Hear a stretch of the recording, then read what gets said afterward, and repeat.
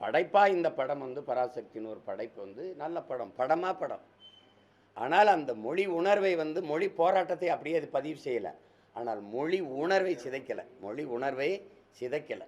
கடைசியாக முடிக்கும்போது தமிழ் வாழ்கன்னு ஒரு திரைப்படம் சொல்லுதுன்னா பாராட்டணும். செழியன் அந்த கதாபாத்திரம் குறைவா இல்லை ஒருவேளை இருந்திருக்கலாமா? சீமான் தான் செழியன், அது பேர் செழியன்னு வச்சுட்டாங்களே ஒழிய நான் தான் செழியன். அதுதான் இதாக இருக்குது. வேறு ஏதாவது கேள்வி இருக்கா? வாழ்த்துக்கள் எல்லாருக்கும். நன்றி நன்றி. படைப்பா இந்த படம் வந்து பராசக்தின்னு ஒரு படைப்பு வந்து நல்ல படம், படம். ஆனால் அந்த மொழி உணர்வை வந்து மொழி போராட்டத்தை அப்படியே அது பதிவு செய்யலை.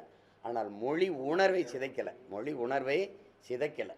கடைசியாக முடிக்கும்போது தமிழ் வாழ்கன்னு ஒரு திரைப்படம் சொல்லுதுன்னா பாராட்டணும். செழியன் அந்த கதாபாத்திரம் குறைவா இல்லை ஒருவேளை இருந்திருக்கலாமா?